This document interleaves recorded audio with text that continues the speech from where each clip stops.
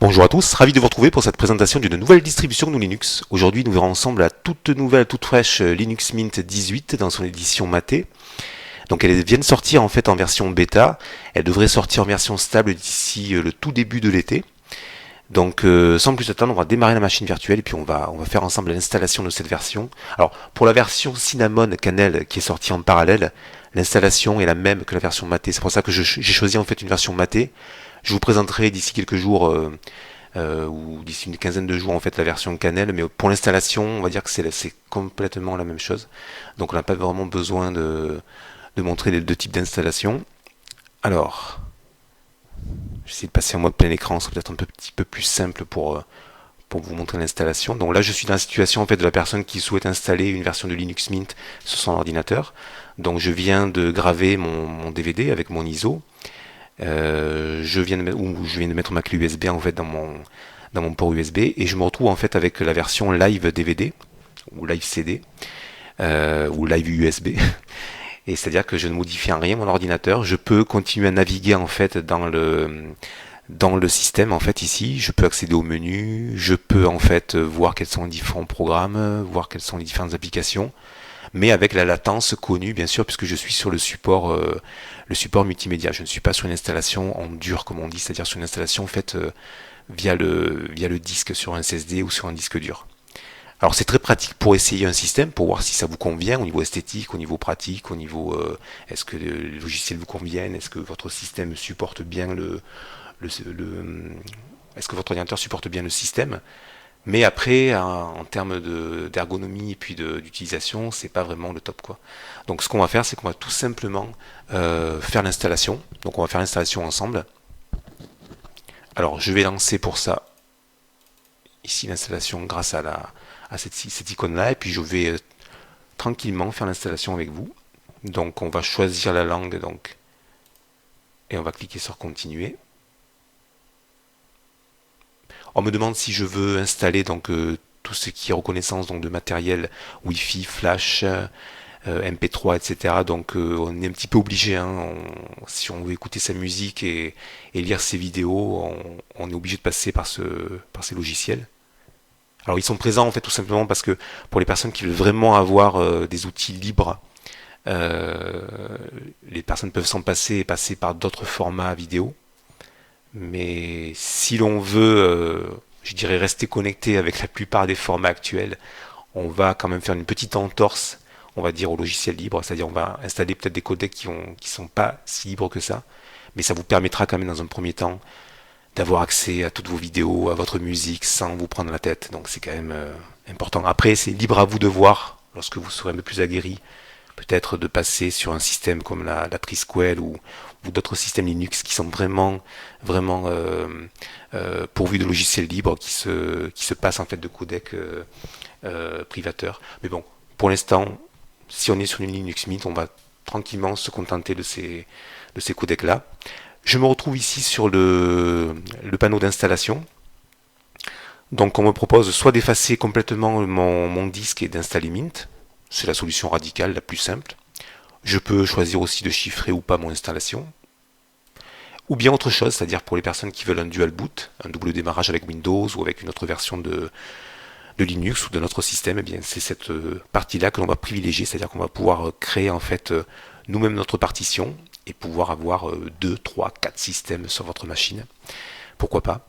Donc moi je vais prendre le cas le plus simple, c'est-à-dire j'ai sauvegardé mes données, donc tout ce qui est documents, photos de famille, musique, etc. Tout ça est à l'abri sur des clés USB ou bien sur un DVD ou un disque dur externe, et je choisis donc d'installer Linux Mint sur mon ordinateur.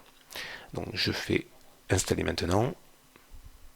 On me rappelle ce qui va se passer, donc on va bien formater en fait ma partition en extension 4 et on va créer un swap, c'est-à-dire un fichier d'échange qui va accélérer en fait la lecture et l'écriture en fait des données. Je fais continuer. La zone donc GMT plus 2, je suis en Europe, donc je prends Paris. Et je vérifie si mon clavier donc est bien en version alors clac variante obsolète. Tac tac tac, on va prendre ici. Voilà. Et je fais continuer. Donc clavier français. Ça c'est très important en fait. Le choix du clavier est très important parce qu'il vous permet lorsque vous écrivez en fait, lorsque vous créez votre mot de passe, d'être sûr que votre clavier est bien en français en fait. Donc tout simplement je vais prendre ici mon prénom, le nom d'utilisateur, ce sera celui-là. Alors, mot de passe. Donc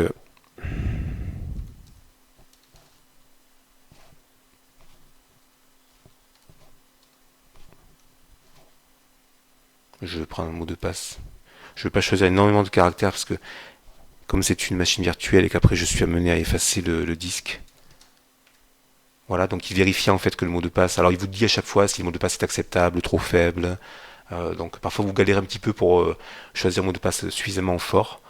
Bon, si vous mélangez chiffres, lettres, majuscules, minuscules, en principe ça devrait suffire. Et là, je peux choisir d'ouvrir la session en fait automatiquement, c'est-à-dire sans mot de passe, ou bien demander le mot de passe pour ouvrir une session. Bon, c'est ce que je choisis, hein. Je trouve que c'est le choix privilégié, même pour un particulier. C'est toujours intéressant après d'avoir sur un ordinateur plusieurs sessions. C'est-à-dire que vous pouvez avoir votre conjoint, vos enfants peuvent avoir chacun leur session sur le même ordinateur, parce que Linux c'est un système multi-utilisateur. Donc c'est bien d'avoir chacun son propre mot de passe, sa partition, enfin son home avec sa musique et ses données. Tout est vraiment cloisonné, il y a pas vraiment de. C'est très étanche, il n'y a pas vraiment de communication entre les sessions et puis ça vous permet en fait sur le même ordinateur d'avoir plusieurs utilisateurs. Tout est vraiment sécurisé de ce point de vue-là. Je peux chiffrer ou pas mon dossier personnel, c'est une sécurité supplémentaire. À partir du moment où je suis un particulier, je n'ai pas forcément besoin de le faire. Libre à vous de voir, donc je continue. Et on commence en fait l'installation. Alors on va avoir droit à une petite présentation de la Linux Mint, donc c'est une description qui existe maintenant depuis pas mal d'années. On est déjà à la version 18. C'est une version qui sera maintenue donc jusqu'en 2021, hein, donc ça nous laisse vraiment de quoi patienter. On a un système qui va être installé pendant 5 ans sur votre ordinateur, un système qui va être stable, qui va être mis à jour régulièrement, qui est en principe euh, imperméable au virus. Donc on a très très peu de virus sous Linux, ce qui fait qu'on n'a pas forcément besoin d'avoir un antivirus, même s'il en existe.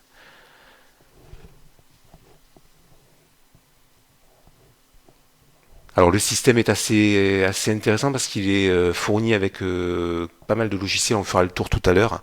Donc vous pourrez tout de suite travailler lorsque le système sera installé sur votre ordinateur. Et puis vous avez une très forte communauté en fait on voit ici d'ailleurs le lien vers la communauté, vers les forums de Linux Mint ici. Vous avez une forte communauté en France en fait et francophone en général. Donc ça vous permet en fait lorsque vous avez des questions, tout simplement de pouvoir les poser et d'avoir la réponse souvent dans l'heure qui suit ou dans la demi-journée qui suit en fait. Sachant que Linux Mint pour information est la distribution chez les particuliers qui est la plus employée, hein, sur les classements que l'on voit un petit peu partout. On a Linux Mint qui est en tête, talonné de près par Ubuntu. Alors c'est vrai qu'elles sont toutes les deux basées. Alors ce sont deux distributions qui sont basées toutes les deux sur Debian.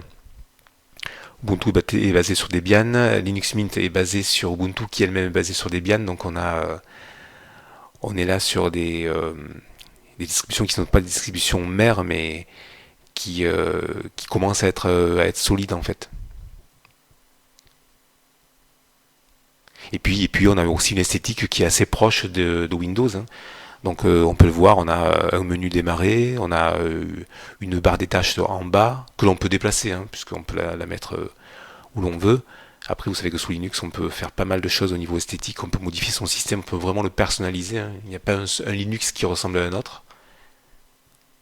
Le noyau et puis le système derrière, c'est-à-dire le système GNU en fait est le même, mais au niveau de l'interface, au niveau de l'environnement graphique, il y a tellement de différences que chacun peut se bâtir son propre système personnalisé en rapport de son ordinateur, en rapport de la puissance de son ordinateur. Ça c'est vraiment intéressant.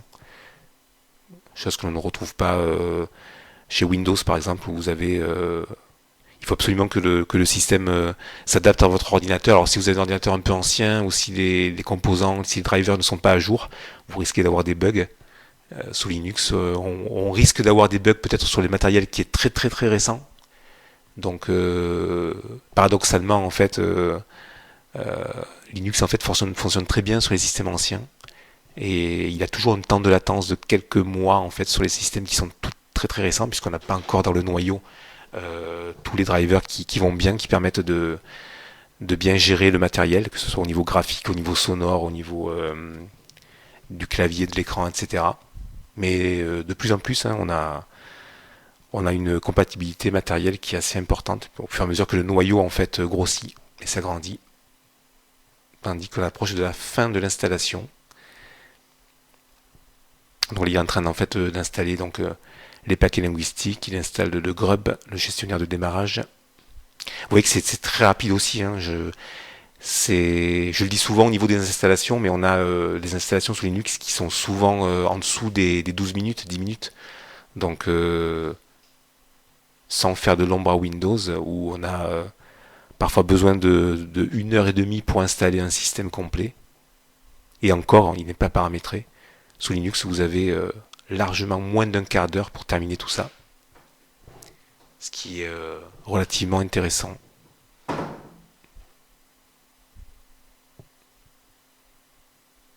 Alors à la fin de l'installation, là, il est en train de télécharger donc les différents paquets linguistiques pour mettre à jour la distribution. Vous allez voir que normalement, elle est complètement francisée, je pense.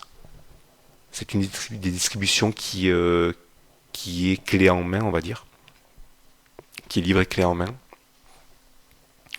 C'est-à-dire qu'après l'installation, vous redémarrez, vous n'avez pratiquement pas besoin d'aller chercher des paquets français, le dictionnaire ou bien la francisation du navigateur de LibreOffice justement, puisqu'on nous présente LibreOffice à l'écran.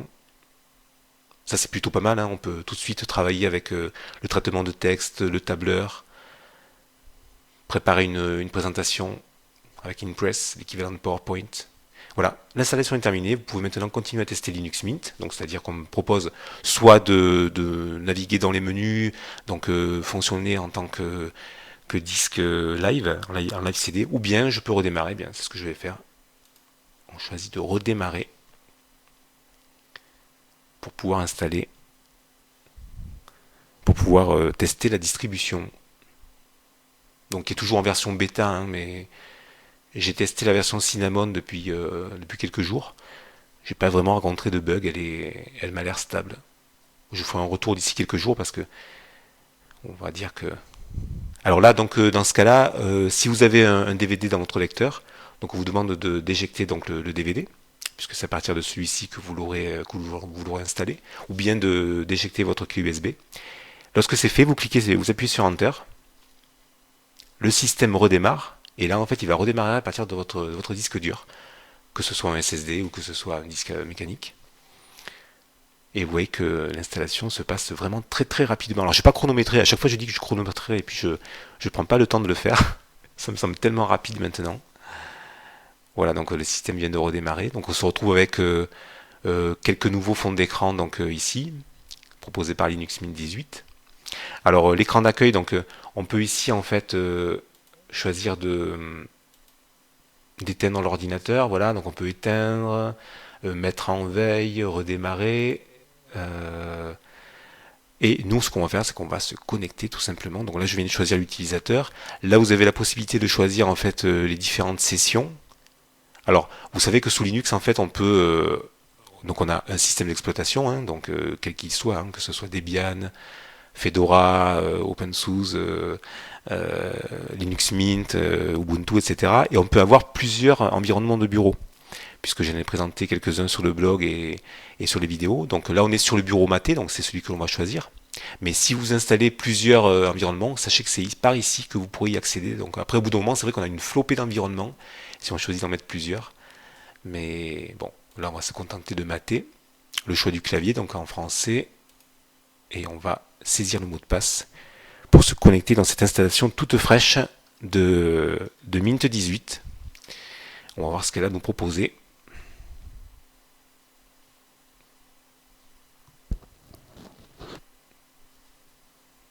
Alors le bureau maté qui démarre assez rapidement. Il est très peu gourmand en ressources. Je ne sais pas si on peut regarder d'ailleurs au niveau de... Alors là, j'ai l'écran de bienvenue. Bienvenue et merci d'avoir choisi Linux Mint. Nous vous souhaitons une agréable expérience. Les liens ci-dessous vous aideront lors de vos premiers pas. N'hésitez pas à nous envoyer vos impressions. Alors, donc on va choisir de ne plus afficher la fenêtre au démarrage. Donc Linux Mint 18, vous savez qu'à chaque fois, sur chaque nouvelle version, on a un prénom féminin qui suit en fait, qui est incrémenté sur l'alphabet. Donc là, pour la version 18, c'est Sarah qui a été choisie. On peut supposer que pour la version 19, ce sera un prénom féminin commençant par T. Peut-être Tatiana ou... Alors, donc, qu'est-ce qu'on nous propose? Donc, ici, donc, on a les différentes applications. Oui, je voulais voir en fait si au niveau des ressources système, euh, j'avais en fait beaucoup de mémoire vive qui était consommée. Donc, on va tout de suite démarrer le moniteur système et on va voir ça ensemble. Alors, donc vous voyez qu'on est sur 439 mégaoctets de mémoire vive. Donc j'ai choisi une machine, pardon, je vais y arriver. Je mâche mes mots, pourtant l'heure du repas est passée.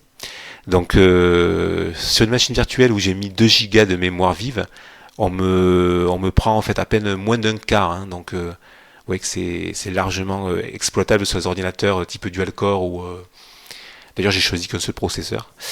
Sur toutes ces machines-là qui ont 5, 6 ans, 8 ans, là, il n'y a aucun souci. Le swap n'est pas utilisé. Alors, j'ai déjà des mises à jour. Alors, le gestionnaire de mise à jour, oui, il a été remanié en fait. On me propose en fait plusieurs types de mises à jour. Donc on me dit, soit je choisis l'optimisation et la stabilité, c'est-à-dire qu'on va télécharger des paquets qui sont plus ou moins récents, mais on va surtout privilégier la stabilité de mon système, sans forcément en fait toucher le noyau. Je peux choisir de tout mettre à jour, toujours tout mettre à jour en fait. Donc ça c'est une version, on va dire, peut-être un peu plus risquée pour les utilisateurs qui sont un peu plus avancés, puisqu'il va y avoir des mises à jour majeures et sensibles au niveau du noyau. Ou bien on peut choisir ne cassez pas mon ordinateur, donc recommandé pour les utilisateurs débutants. Donc si vous craignez que votre ordinateur soit trop modifié, c'est-à-dire si vous craignez que les mises à jour ne soient trop intrusives, ou vous pouvez choisir voilà, la stabilité. Là vous avez en fait vous avez la stabilité maximale du bas vers le haut, enfin du haut vers le bas plutôt. Vous avez de la stabilité maximale ici. Là, vous avez un compromis entre stabilité et sécurité. Et là, vous avez les mises à jour les plus récentes et les plus, on va dire, on va vers un... Alors, je dirais pas que le système va devenir instable, mais vous allez avoir les dernières mises à jour, en fait, majeures. Donc, on peut choisir un compromis. Bon, si on est débutant, on va se mettre sur ne cassez pas mon ordinateur. C'est ce que je vais choisir là pour l'instant. Donc, je vais cliquer sur OK. Là, en fait, il va aller chercher donc les différents paquets. Alors j'adore en fait sur Mint, mais on retrouve sur Ubuntu aussi ce fameux edge tiling où on prend en fait la fenêtre ici et on peut la mettre comme ça, on peut la coller en fait si vous voulez, hop, en haut, en bas. Je sais pas si ça marche vers le bas comme ça. Là. Tac, ici, voilà. Alors vous voyez qu'il y a quand même pas mal de mises à jour. Alors qu'est-ce qu'on propose comme mise à jour? Donc LibreOffice, là, on en a énormément ici. Souhaitez-vous utiliser un dépôt local? Alors évidemment, si je vais chercher un dépôt en Australie, ça risque d'être un petit peu plus long. Alors ce que je vais faire, c'est que je vais prendre un dépôt. Vous voyez, je suis sur des dépôts en fait états-uniens, sur des dépôts américains et britanniques. Donc je vais choisir en fait un dépôt local. Alors hop, ici le dépôt de Gwendal de Bihan ou celui de l'IRCAM. On peut les classer par pays, en plus c'est vachement pratique. Je vais prendre celui de Gwendal de Bihan, ici. Et je vais prendre le dépôt en fait. Alors comme je suis en fait ici sur une connexion. Alors si vous êtes chez Bouygues, ben, vous allez prendre Bouygues. Si vous êtes chez Free, vous allez prendre le dépôt Free, je crois. Je ne sais plus si on a ici. Vous avez plusieurs choix. Vous avez Ubuntu Université de Nantes, Université de Reims. Vous avez l'IRCAM, bien sûr. Vous avez l'Université de Picardie. Pour les gens qui sont chez Orange, comme sur cette connexion, on va prendre Olean. J'applique. Et je recharge le cache. Vous voyez que c'est quand même relativement rapide. Ouais, c'est quand même plus intéressant de prendre des dépôts qui sont proches de chez soi, même si aujourd'hui avec le haut débit c'est rapide, autant prendre des dépôts francophones. Donc là il va en fait repartir, il va faire un rafraîchissement en fait des logiciels et on va savoir en fait quelle est la quantité de mise à jour. Alors c'est pas étonnant hein, pour un système qui vient de sortir, c'est pas vraiment étonnant d'avoir autant de mises à jour dès le début. On peut installer les mises à jour.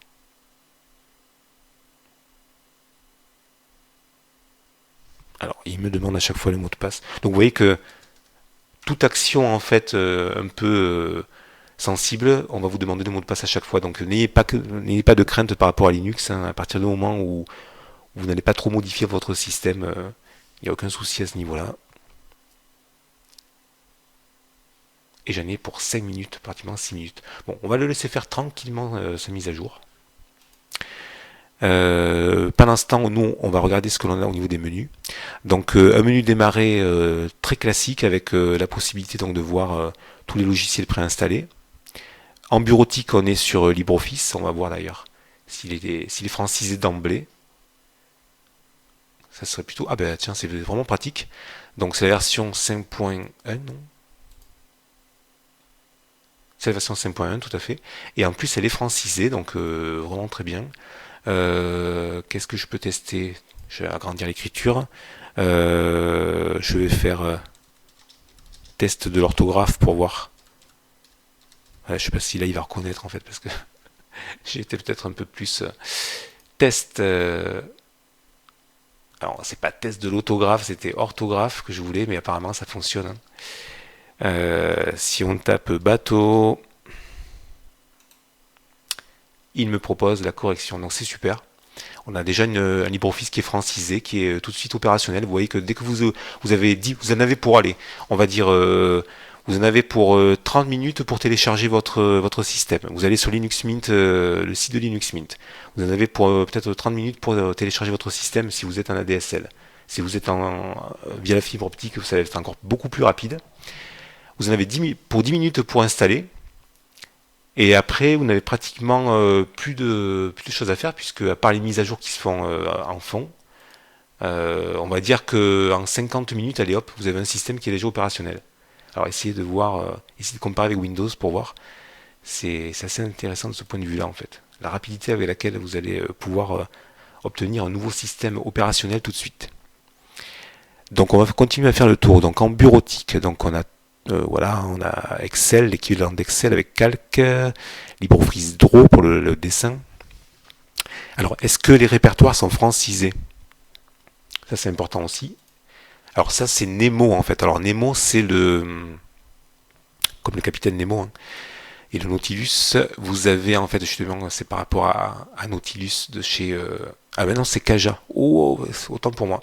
Donc c'est Kaja en fait qui vous servira pour organiser vos fichiers, donc dans sa version 1.14. Et oui, puisque j'étais sur la version Cinnamon en fait. Donc sur Cinnamon, on est sur Nemo, mais sur Mate, on a le gestionnaire de fichiers Kaja, donc qui est dans sa version 1.14 bien sûr, puisque Mate 1.16 n'est pas encore sorti. Et vous voyez que tout est francisé. Tous les dossiers sont francisés ici, la musique, etc. Donc ça c'est plutôt sympa, plutôt pratique en fait, tout de suite. On peut choisir de minimiser ou d'agrandir au maximum les dossiers. Voilà, là vous pouvez étirer en fait tout ça. Vous avez ici accès donc aux préférences. Vous pouvez classer en fait comportement, donc simple clic ou double clic. Moi j'aime bien le simple clic, donc je choisis à chaque fois le simple clic. Pour l'affichage, vous pouvez choisir donc différents types d'affichage. Voilà, donc ça c'est plutôt pas mal. On va mettre ça ici de côté. Tac, voilà, pendant qu'il continue de faire ses mises à jour. Je vais peut-être minimiser en fait le système de mise à jour. Ensuite, qu'est-ce qu'on a donc au niveau du noyau? Donc on va peut-être faire un tour au niveau du noyau pour voir en fait. Donc c'est la version 4.4 puisqu'on est basé sur Ubuntu.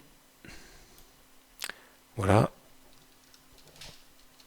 Au niveau... Ah oui, HTOP n'est pas installé, donc il faudrait que j'installe en fait. Oui, ça c'est parce que je suis habitué sur les autres systèmes. Donc si je veux installer un HTOP en fait pour vérifier la consommation des ressources, je peux le faire en tapant sudo apt install HTOP. Ok, ensuite, qu'est-ce qu'on peut voir ensemble? Le son, donc c'est ici, on peut augmenter le son ou pas. Si je fais clic droit, je vais accéder aux préférences du son. Voilà.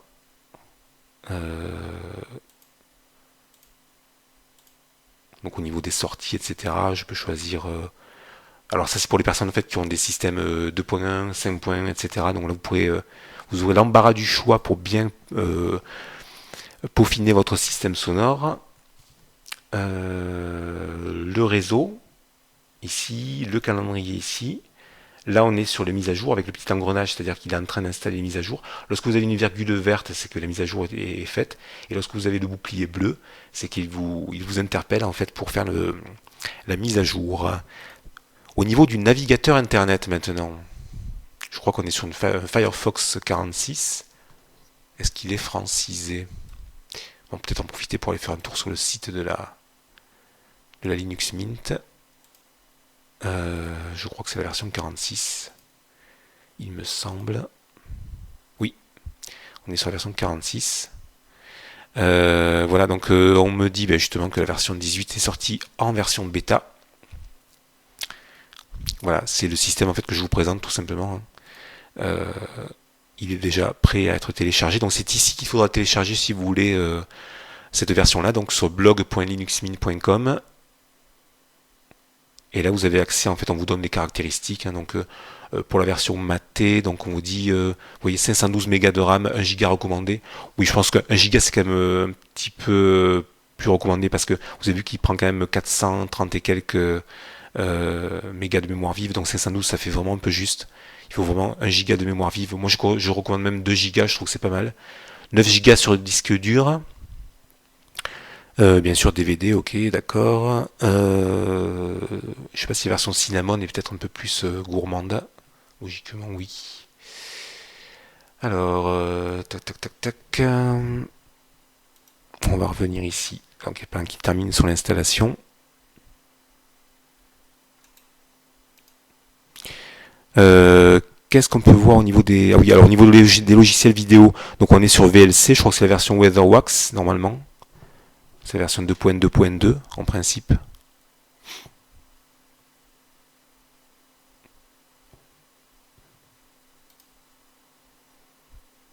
Alors, éducation, non, j'ai rien.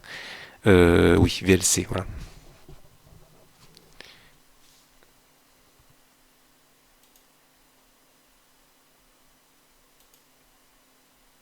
Alors je ne me doutais pas qu'il y ait autant de mises à jour en fait. Je suis assez surpris par les mises à jour à l'installation.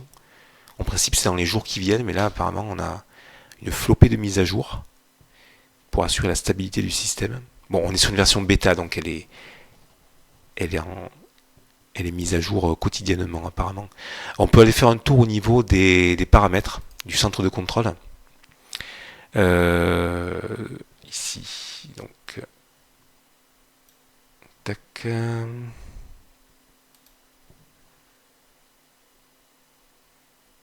Je vais le laisser terminer sa mise à jour peut-être. Après, c'est une version qui est vraiment intéressante pour les, comme je disais, pour les PC qui sont un petit peu anciens parce que elle est assez légère. Cinnamon est un peu plus gourmande.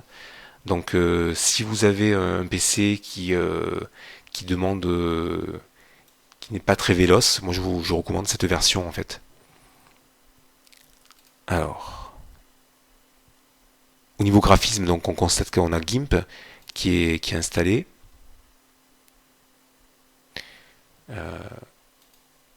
Je vais peut-être attendre qu'il termine ses mises à jour.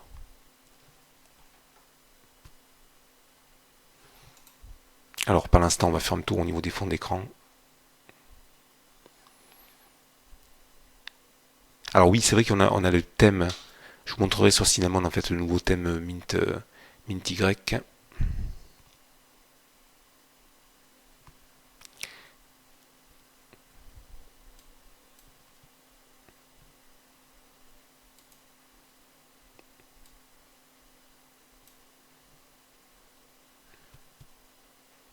Alors sur la machine virtuelle, ça prend toujours un petit peu de temps.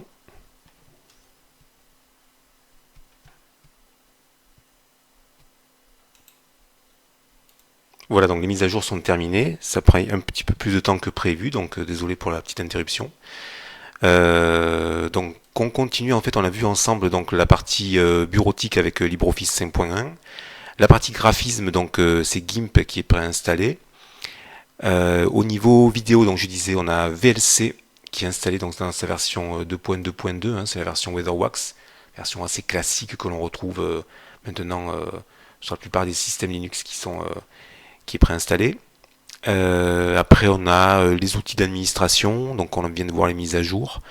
Les sources de logiciels, c'est ce qu'on a modifié. Donc vous voyez qu'on a un menu qui est vraiment très facile d'accès, hein, qui est très commode, avec les différentes applications qui sont classées par catégorie.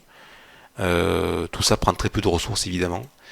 Au niveau des fonds d'écran, donc on peut faire un tour rapide des différents fonds d'écran qui sont présentés. Donc on a les fonds d'écran de Mate mélangés avec ceux de la Linux Mint. Donc on a une très belle aurore boréale ici qui est présentée. Voilà, pas mal de bokeh en fait, hein, avec ici un jardin japonais.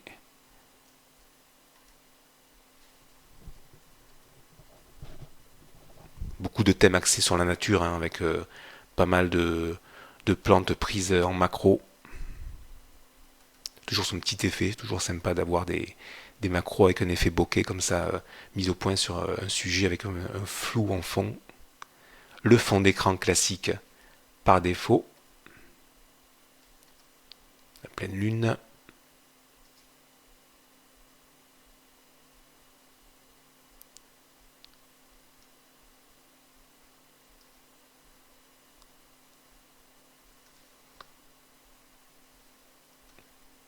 Alors parfois les fonds d'écran sont agrémentés après au niveau de la version finale. On peut retrouver quelques fonds d'écran qui sont peut-être un peu plus récents. Voilà, donc je vais peut-être...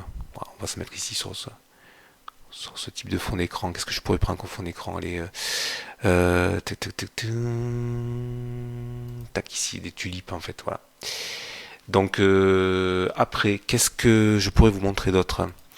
euh, Tac, tac, tac, tac. Oui, on peut peut-être jeter un coup d'œil au niveau du centre de contrôle, ça c'est assez important.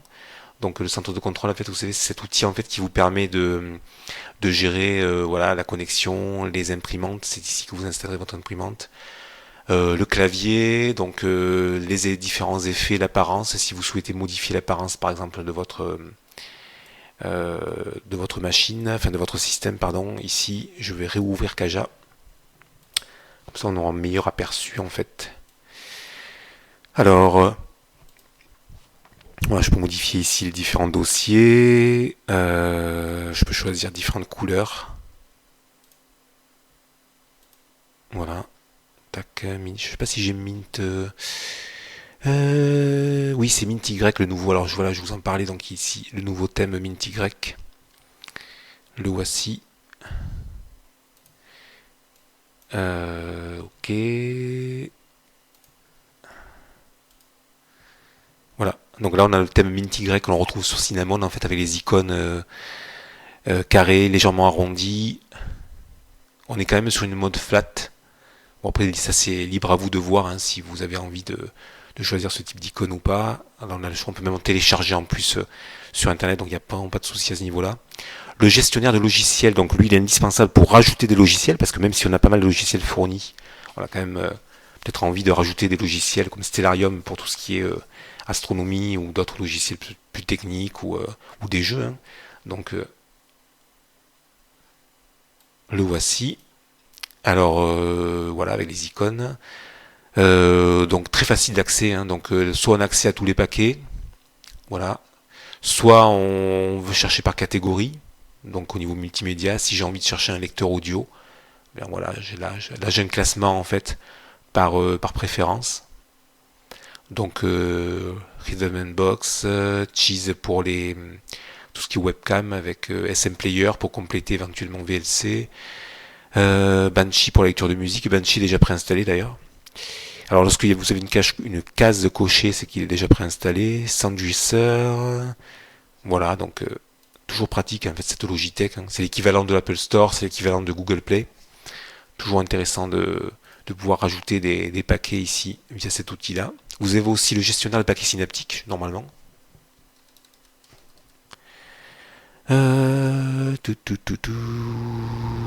Alors, l'outil de recherche, il est en bas. Voilà, le gestionnaire de paquets synaptiques, qui est un peu plus léger, un peu plus puissant, en fait, je dirais, parce que on a moins de... Voilà. Alors là, je conseillerais peut-être pour les utilisateurs un peu plus avancés, il faut vraiment connaître le logiciel que vous souhaitez télécharger. Je sais pas si, je crois que j'ai peut-être Clémentine. Je vais essayer d'installer Clémentine via le logiciel, voilà. Vous voyez que Clémentine ici n'est pas installée, donc je fais clic droit, sélectionner pour l'installation. Il va me sélectionner les différents paquets dont il a besoin, je l'ajoute à la sélection. Et puis après, j'ai plus qu'à faire appliquer. Donc il me rappelle en fait récapitulatif de tout ce qu'il va installer. 31 mégas, j'applique. Et je me retrouve avec Clémentine dans la partie son et vidéo pour compléter éventuellement Banshee. Vous voyez que ça répond bien, c'est vraiment rapide. Donc, alors Synaptic, moi je l'aime beaucoup parce que quand on commence à connaître un peu Linux, on a l'habitude des noms des logiciels. Par contre, pour les débutants, je préfère vous orienter plutôt vers la partie gestionnaire de logiciels que l'on vient de voir tout à l'heure en fait. Et lorsque vous serez un peu plus aguerri, vous pourrez passer sur la partie donc Synaptic. Et donc Clémentine vient de s'installer dans la partie multimédia.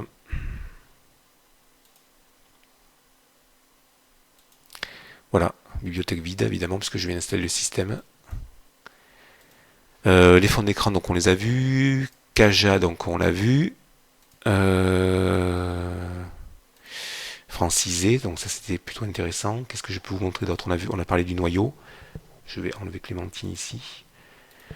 Voilà, je crois on a fait plus ou moins le tour de cette version matée en fait de Linux Mint 18. J'espère que j'ai pas été trop long en fait, parce qu'on a fait l'installation ensemble. Voilà, si elle vous convient, bah écoutez, n'hésitez pas à aller sur le site de la Linux Mint, télécharger peut-être la version bêta si vous souhaitez faire un test en live CD. Puis lorsqu'elle sortira donc au début de l'été 2016, vous pourrez installer sur un ordinateur sans souci cette version. Elle sera garantie stable et très pratique. Voilà. Donc, bah écoutez, moi je vais vous quitter là-dessus. Je vous souhaite une bonne fin de journée. Et puis, je vous dis à bientôt pour le test de nouvelles distributions de Linux. Bonne journée, à bientôt, au revoir.